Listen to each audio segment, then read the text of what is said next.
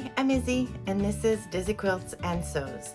Welcome to episode 23 of Hashtag Friday Sews. A big thank you to Jen from Today in Jen's Sewing Room, who is the creator of the hashtag. So thank you, Jen. And before we jump right in, I am wearing the earrings that were in, I think it was the last box, or maybe it was box number 5 of the Beyond the Pink Door subscription box. You always get a little gift, and usually it's a very, very small company from Ireland that makes the gift. So I love these little earrings. I've been wearing them a lot. So yes, and I'm wearing one of my finishes from this week. So this is another Concord tee by Cashmerette in an amazing bamboo jersey from Core Fabrics. It's actually the exact same fabric I made my green Concord tee out of, and it's a dream to sew.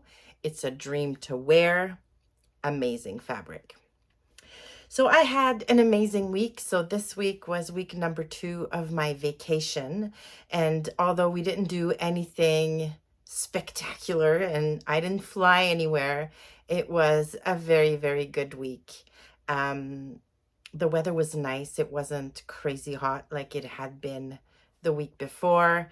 It rained a little bit, which is good. Rain is never a bad thing. So I got to spend some time in the sewing room when it rained.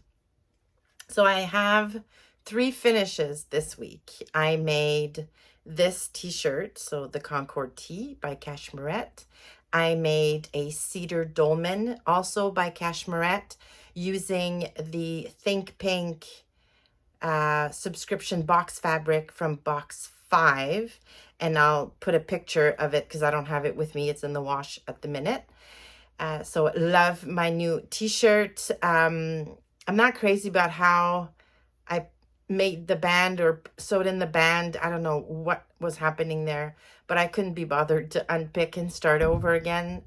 So yeah, I'm just going to wear it like that. And I made, so after cutting my t-shirt, I had 2 yards of this fabric, or 3. No, I think I had 3 yards of this fabric. So I cut my t-shirt, sewed it all up, and I made myself a Seamwork Clark tank with the remnants, so from the leftover pieces. And I like literally eked out the Seamwork tank out of the remnants. I have like shreds left as scraps, basically. Yes, it's right there. Give me a second. So here's the Clark. The Clark is a really nice, like wide straps. It's fitted, not tight, but fitted at the bust, and then it just swings out in an A line, and it's cropped, so it hits at the high hip about. It's got a facing, oh gosh, that ends right under the bust. Yeah, I love this under a cardigan in the fall and winter. It's amazing. I used one of my labels, so one of a kind. Yeah, so I did this with the remnants from my t-shirt, and I'm very, very happy with my tank. It fits me perfectly. I made this pattern a couple of times. Oh boy, 2 or 3 years ago now, and I looked at the pattern I had printed, and it was a size 14. So a tad small for me now. So I had to reprint, retape in my current size, which is in Seamwork Patterns, size 18. I made this. And from the curvy range, which means it's drafted for a double D cup, which is perfect. So yes, very, very, very happy with my Clark tank and my new Concord and my cedar. So a pretty successful week in the sewing room. Now those are probably going to be the last of the summer makes. I took a bit of time this week and made a list of everything I want to sew in September, and I recorded that video yesterday, and it's gonna come out on Tuesday next week. So all of my September plans, and September means back to school. So I figured the theme of September is gonna be learning. So learning new skills, learning new techniques. So yeah, I'm gonna stretch myself a little bit in September, and I'm really, really looking forward to it. So as far as things in progress, I am working on finishing recording and the video number 2 for, I should have said that, video number 2 of the baby quilt along that I put the first video of last week, I think earlier this week. And yeah, so I've been piecing, and you can see them behind me. So all of my blocks are pieced, and all that's left to do now is put the top together, record that, and then I can put video number 2 out. And I'm aiming for mid-September for video number 2 of the series. And then video number 3 is going to come out probably towards the end of September, early October. And that's going to be all about the quilting and the binding. So yeah, so the baby shower, I'm actually going to be bringing the baby quilt is on October 1st. So I have to have it finished before that. So, and I need to do the recording of the videos before I basically give the quilt. So that's the biggest work in progress right now. But like I said, I've also started planning all of my September stuff. And so printing patterns, taping them all together, washing my fabric, and all of that good stuff. So all of that happened this week as well. I did indulge in a couple of purchases this week, and they're not really fabric purchases. I decided to treat myself to 2 sewing related advent calendars for this year. So I pre-ordered the Beyond the Pink Door advent calendar, which I watched a bunch of Vlogmas videos last year of people who bought the first advent calendar for 2021, and I had serious FOMO. I mean, the calendar was awesome. So when she announced her pre-orders this year, I just had to. So I treated myself to that. And I also treated myself to an advent calendar by Kylie and the Machine for labels. So again, I watched a bunch of YouTubers last year opening their advent calendars every day. And oh my gosh, the labels are just amazing.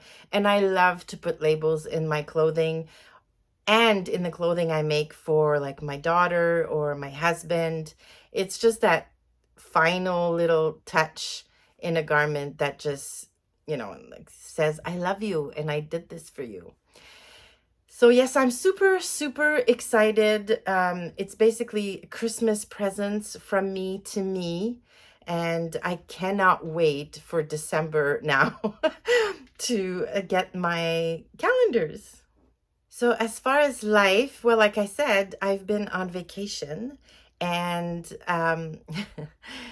last week, I think it was, the hubby just happened to mention, says, it would be so cool to be a tourist in our own town, our own city, and book a tour on a bus. So in Montreal, we have tour buses that are like the double-decker buses, like in England, like in London, except the top is open. So you're basically riding in a bus with no ceiling.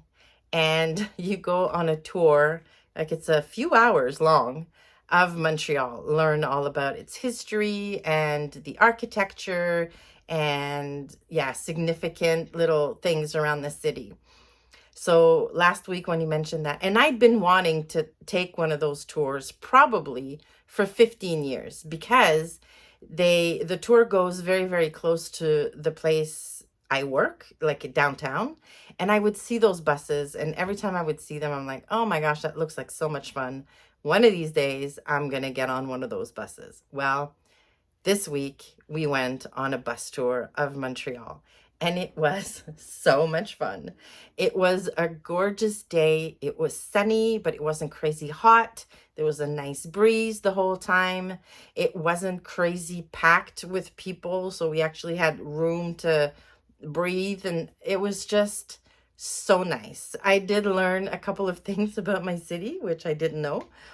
And I took pictures and videos. So if I can figure out how to do that, I'm going to insert a clip right now.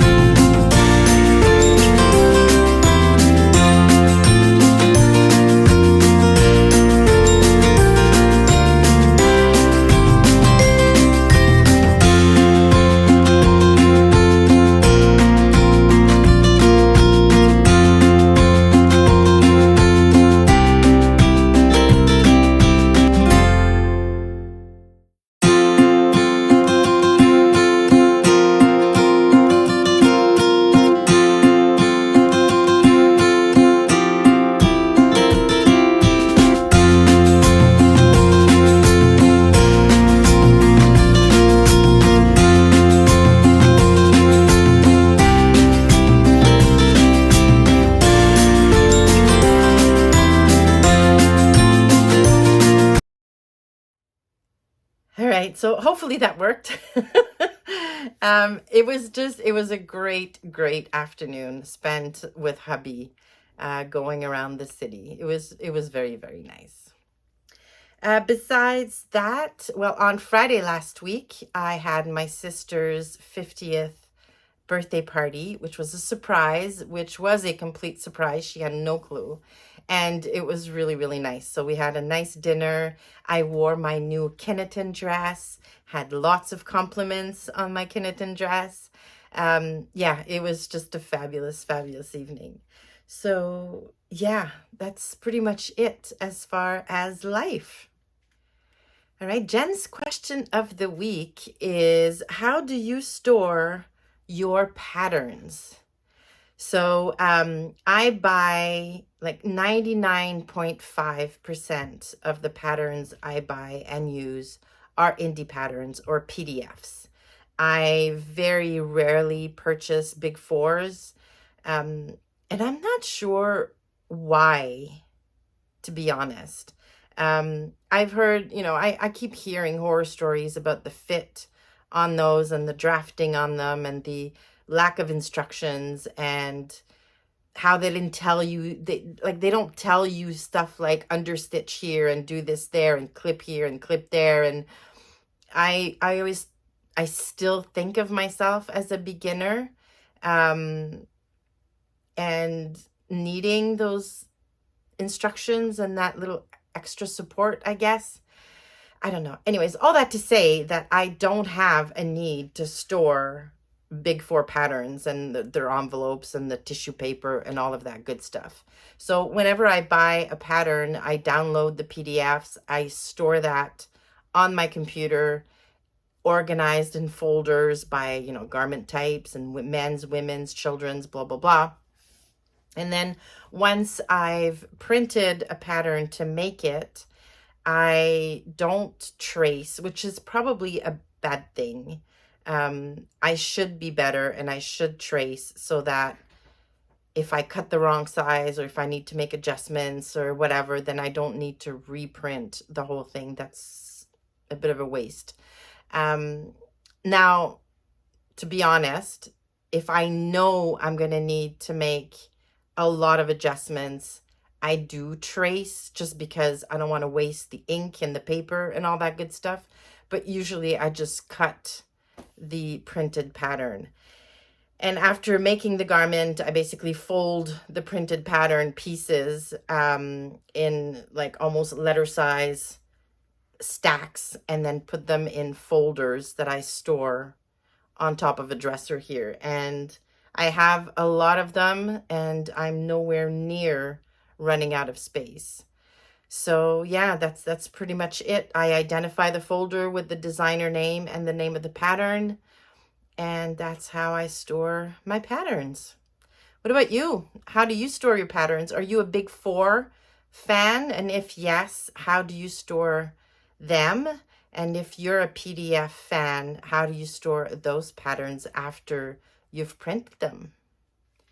Now, before I end the video, for those of you who want to participate in the quilt along, so in making a baby quilt with me, I put all of the dimensions, instructions, and all of that good stuff in the video's description box. And please, please follow those instructions, because in the video, I don't know where my head was at, but the information I give you in terms of dimensions of the quilt, dimensions of the blocks, and the cutting dimensions for the longer pieces are wrong.